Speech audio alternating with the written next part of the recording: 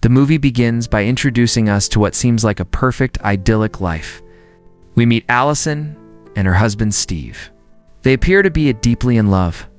Happy couples starting their day together. They share a morning routine, chatting casually about work and their schedules, the kind of mundane, comfortable conversation that suggests a stable marriage. After Steve leaves for work, Allison heads out to meet her friends. They go for a walk through the neighborhood. As they are walking, Allison talks about her domestic life, sharing small details about her home to anyone looking in from the outside. Allison has everything a woman could want: a loving husband, a beautiful home, and a close circle of friends. Everything is calm, peaceful, and wonderfully normal. But this tranquility is about to be shattered. Later that day, Allison is driving her car. As she cruises down the road, her attention drifts for a split second to look at pedestrians walking on the sidewalk. That momentary distraction is all it takes. Another car slams into hers. The impact is violent, sending her vehicle spinning. Allison is rushed to the hospital. Fortunately, the doctors determine that she hasn't suffered any major physical brain damage. However, the accident seems to have unlocked something deep within her subconscious. While recovering in the hospital bed, she isn't just resting. She is being tormented, terrifying, fragmented. Memories start to flash through her mind like a nightmare she can't wake up from. These aren't just random images. They feel like memories, but they are memories she doesn't recognize. Despite these disturbing visions, Allison tries to brush them off as stress from the accident. The next morning, physically healed, she is discharged from the hospital. But the mind is not so easily fixed. On the drive home from the hospital, the nightmare bleeds into reality. As she looks out the car window, she spots a random house on the side of the road. Instantly, a horrific, vivid memory assaults her brain. In this vision, she sees herself living in a completely different life. She has a daughter. She has a husband who is definitely not Steve. The vision is so real, it leaves her breathless, but once again, she forces herself to rationalize it. She thinks herself it's just the trauma from the car crash, a side effect of the concussion. She tries to push it away and forget. She tries to return to her normal routine, but the cracks in her reality are widening. One morning, she watches Steve pouring a glass of milk.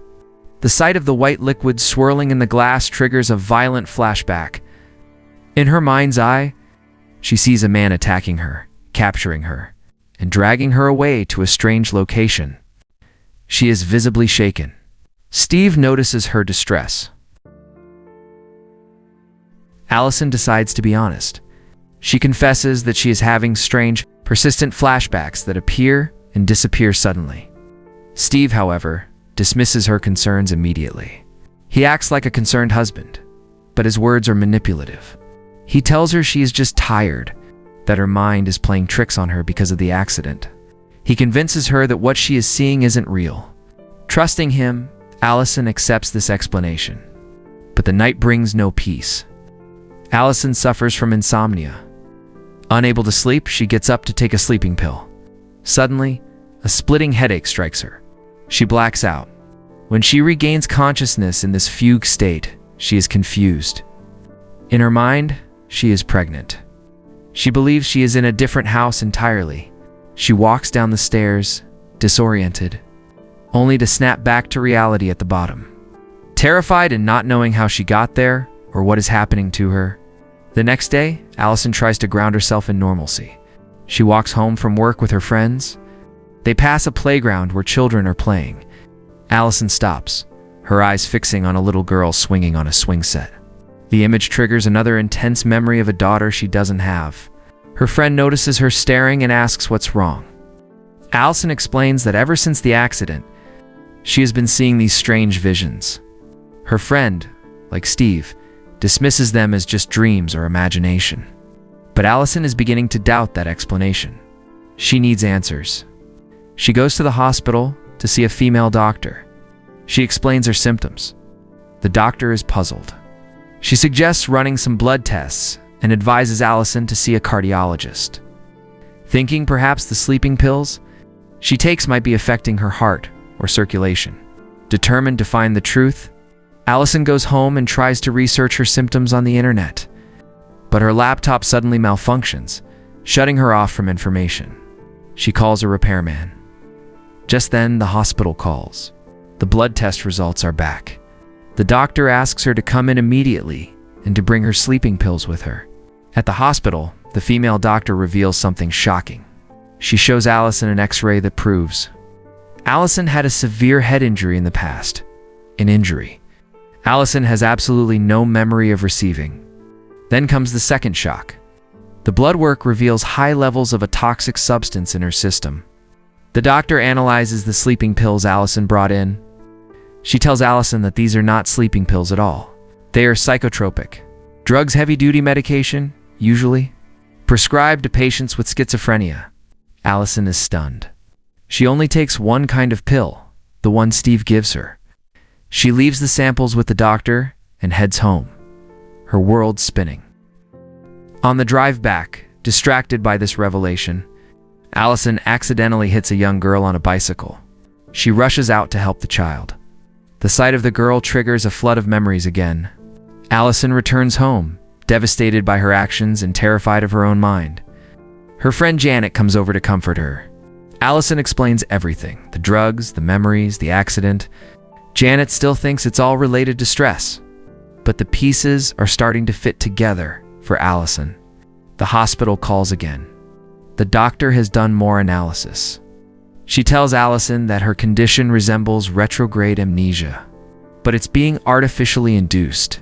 The sleeping pills are actually suppressing her memories. Furthermore, the doctor reveals that these pills are not commercially made. They are custom manufactured in a private lab. The doctor suspects foul play and tells Allison she intends to report Steve to the authorities. Allison hangs up, terrified. That night, she confronts Steve. She tells him she knows about the pills. Steve, realizing he is cornered, spins a masterful lie. He produces a box of evidence he has prepared for this exact moment. He tells Allison a tragic story. He claims that years ago, they lived in a different house that burned down. He says Allison's parents and their daughter died in that fire. He claims Allison started the fire. He shows her baby clothes and photos from the box. He explains that the trauma caused her to have a psychotic break, and the pills are to keep her stable and suppress the painful memories of the fire. Allison, looking at the proof and feeling the guilt of the accident earlier that day, breaks down. She believes him. She believes she is crazy. The next day, instead of going to work, Allison goes to Steve's workplace to apologize and help him, trying to be a good wife. She begs him to tell her more about her past. Steve agrees, but asks her to help with some filing first. While looking through files in his desk, Allison finds a strange address. Curiosity gets the better of her. She leaves and drives to the address. It leads her to a storage garage. She breaks the lock and enters. Inside, she finds a nightmare. It is a small, private laboratory. She sees bottles of the specific pills she's been taking. She starts digging through the file cabinets in the garage. She finds documents regarding the fire Steve mentioned. As she reads them, she realizes Steve wasn't lying about the fire happened, but the context is all wrong. Steve suddenly appears behind her. Allison confronts him, demanding her memories back. She leaves, angry and confused, but she doesn't yet realize that Steve planted those files there for her to find. To reinforce his narrative, Allison's trust in Steve is shattered. She goes to her friend Janet's boyfriend, Jack. Jack is a bit rough around the edges, but she trusts him. She pays him $300 and gives him all the information she has, asking him to secretly investigate Steve. Meanwhile, Steve is cleaning up loose ends. He knows the female doctor knows too much about the pills, so he kills her in her car. Staging it to look like an accident or suicide, Jack begins his surveillance. However, Steve is a professional. On the very first day, Steve spots Jack tailing him. Steve confronts Jack. He reveals he knows everything about Jack's past. He tells Jack that Allison hired him and offers Jack a large check to stop the investigation. Jack takes the check, pretending to agree, but Jack is smarter than he looks. He takes the check, not for the money, but to lift Steve's fingerprints from the paper. Jack runs the fingerprints. The results are baffling. The prints belong to a man who is officially listed as dead. At the same time, Janet sees the news about the female doctor's death in the newspaper. She realizes the doctor died right after speaking to Allison. She calls Allison immediately, warning her that everyone involved is dying. Jack digs deeper into Steve's past and discovers records linking him to drug dealing and criminal activities. Allison realizes she's in immediate danger. She starts packing her bags to flee, but she isn't fast enough. Steve arrives home. He blocks her. Allison tries to lie, saying she is just going to visit a friend. Steve looks at her coldly and says, "You're not going anywhere." Then he says the name Anna again and again. The name Anna acts like a key unlocking a door. Allison's head spins. The mental barriers shatter. She remembers everything. She isn't Allison. She is Anna. Steve isn't her husband. He is her captor. He kidnapped her, drugged her, and brainwashed her into playing the role of his wife. Before she can fight back, Steve grabs a towel soaked in chloroform and smothers her face. She struggles, but the chemicals take over. She blacks out. Steve drags her to his car and drives away. Janet arrives at Allison's house shortly after, but it is empty. Jack arrives moments later. They search the house, found no sign of Allison. Janet remembers that Allison and Steve owned a secluded property. A ranch on Green Mountain. They realize that's where he must have taken her. They jump in the car and speed toward the mountains. At the Green Mountain Ranch, Steve drags Anna Allison upstairs. He ties her to a chair. When she wakes up, she is bound and handcuffed. The setting triggers full recall. She remembers being here before. This is where he first brought her. This is where he injected the drugs into her brain to wipe her memory the first time. Steve enters the room. He expects her to be confused, but Anna glares at him with hatred.